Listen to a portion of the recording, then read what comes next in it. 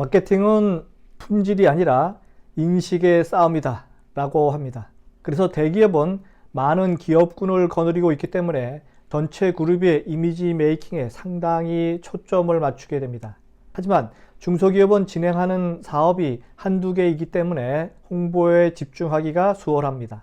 대신 대기업보다는 짧은 시간 내에 강력한 브랜드 드라이브 정책이 가능하다는 장점을 최대한 이용해야 합니다.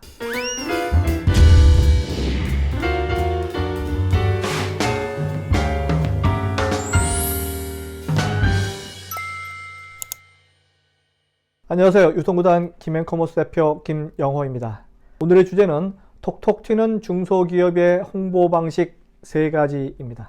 상품이 아니라 가치를 팔고자 하는 모든 기업, 특히 창업을 새로 한 신생 중소기업이 있어서 홍보는 정말 중요한 경영 항목입니다.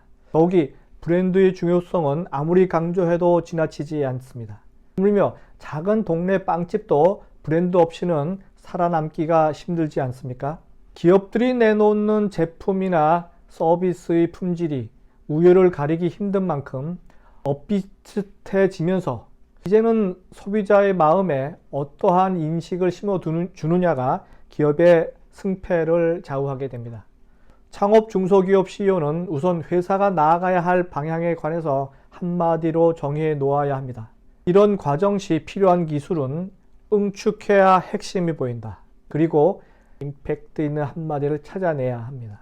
이때 짧게 줄인다고 응축은 아니라는 점. 고객과의 소통을 위해서 공감대를 형성하기 위해서는 머리가 아닌 마음으로 호소해야 한다는 점입니다. 소비자의 행동을 유발하는 것은 머리가 아니라 가슴이기 때문이죠. 이제부터 대기업이지만 상당히 발빠른 홍보 판촉물 성공한 사례들을 알려드리도록 합니다. 대기업 사례를 제가 드는 이유는요, 기업 규모가 아무리 커도 발빠르게 홍보에 성공했다는 점인데 중소기업이 이런 스피드에서 밀리게 되면 무엇이 있겠는가. 그래서 빠른 스피드 있는 홍보 전략을 생각해 주시기 바라는 마음에서 3가지 전략을 이야기합니다. 첫 번째입니다. 라면을 판촉물로 채택한 LG텔레콤 사례입니다. 이동통신 회사가 특이하게 라면을 마케팅 판촉물로 삼았습니다. 2G 시대의 사례인데요. 2006년 10월 LG텔레콤이 자사의 유무선 통합 요금제인 기분존 가입자가 10만 명을 넘어서자 이를 기념해서 판촉용 라면인 돈벌라면을 별도로 제작한 사례입니다. 이 회사는 기존 가입자에게 선착순으로 라면을 제공하도록 했는데요. 라면의 이름도 돈벌라면으로 새로 명명했고요. 1시간에 780원이라는 기분존의 저렴한 요금제를 부과시키기 위해서 지은 이름이라고 합니다. 한국야구르트와 제휴해서 2억 원 상당의 라면 40만 개를 제작해서 전국 700여 개의 직영점과 일부 대리점에 기분존 가입하는 신규 및 기기 변경 고객에게 라면 10개가 들어간 한 박스씩을 제공했습니다. 저는 이번 사례를 보면서 비슷한 내용으로 지금도 적용이 가능해 보입니다. 즉 이벤트용 라면을 특별 제작하는 방식이죠. 브랜드도 별도로 만들고 포장지 디자인도 새롭게 하는 방식입니다. 당사의 타겟 고객에게만 드리는 기프트 행사로서 상당한 긍정적인 반응을 유도할 수 있으리라 봅니다. 네, 그래서 그런지 2019년 11월 삼성증권이 GS 편의점과 제휴해서 삼성증권 네이버페이 투자증권 출시 기념으로 동명인 돈벌라면을 출시했습니다. 그러니까 13년 전에 LG텔레콤이 시행했던 방식을 비슷하게 진행한 것이죠. 이처럼 코로나 덕분에 일상에 지친 소비자를 위해서 일용할 라면을 선물한다는 취지는 상당히 좋기 때문에 많은 예비 소비자들에게 상당히 먹힐 만한 홍보 전략이 아닌가 생각이 듭니다. 라면을 판촉물로 채택하라. 네, 였습니다. 두 번째 홍보 전략입니다. 10월 말에 내년 달력을 선보였던 중외제약 사례입니다. 지금은 거의 모든 기업들이 다음 해 달력을 11월에 돌리고 하죠. 10여 년 전만 해도 이런 트렌드는 희귀했습니다. 대부분의 회사는 빨라야 12월 초에 돌리기 시작했거든요. 그런데 중외제약은 2008년 10월 새해 달력을 남들보다 한 발 앞서서 10월 말에 고객과 거래처의 눈을 붙잡기 위해서 선수를 쳤습니다. 벽걸이용 그리고 탁상용으로 제작된 내년도 달력 5만 부를 병원, 의원 그리고 약국 등에 배포한 것이죠. 달력이란 판촉물은 고객의 책상이나 혹은 벽에 일단 자리를 잡게 되면 1년 내내 바뀌지 않습니다. 그 회사의 브랜드와 제품을 홍보하는 역할을 하기에 충분합니다. 조기 배포를 통해서 고객들의 시선을 선점하는 것이 중요하다는 말씀입니다.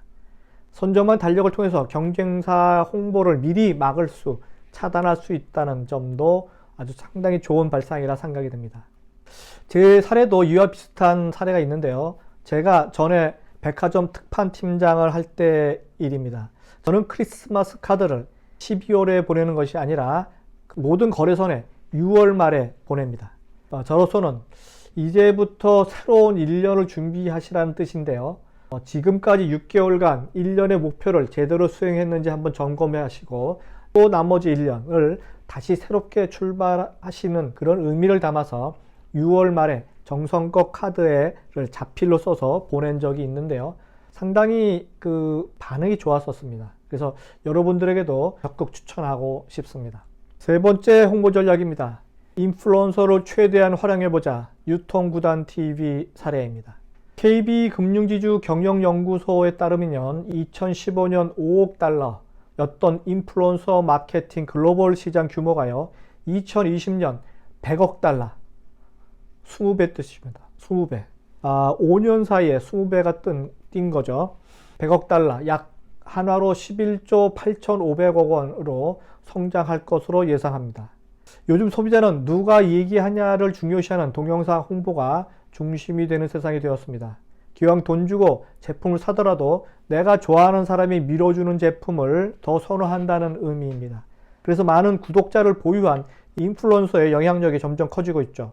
하지만 구독자 수가 많은 인플루언서가 해당 제품의 홍보 대사로 적합한지 아닌지는 다른 의미입니다. 자사 제품과 맞는 적절한 구독자를 보유한 인플루언서를 찾는 게 중요한 것이죠. 예를 들어 이렇습니다. 여성 화장품 등 뷰티 관련 제품 홍보 마케팅을 레이싱 모델 출신의 인플루언서에게 맡길 수는 없는 것과 같습니다. 왜냐고요?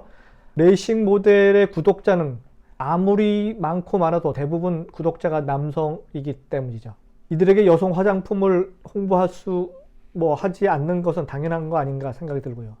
IT 제품을 예를 들어 아동 인플루언서에게 맡길 수 없는 것과 마찬가지 아닌가요? 그런 의미에서 저희 유통구단TV는 구독자 수는 그렇게 많지는 않지만 유통과 유통 트렌드, 뉴 비즈니스, 창업 등등에 관심이 많은 진성 팬들이 참 많습니다. 주로 40, 50대 남성 구독자가 많은 성향이 있으니까 참고해 주시기 바라고요. 그리고 저는 대한민국 상품평론가 1호로서 중소기업 제품 수천 개를 다룬 경험이 있습니다.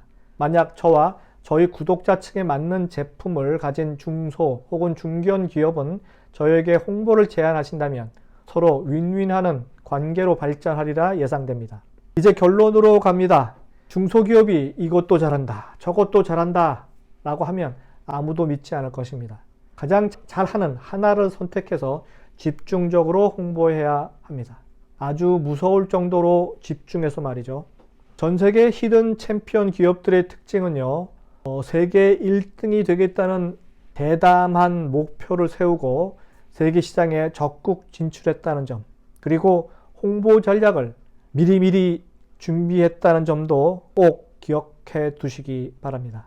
이상은 유통구단 김용호의 톡톡 튀는 중소기업의 홍보 방식 3가지였습니다. 다음 시간에 뵙도록 하겠습니다.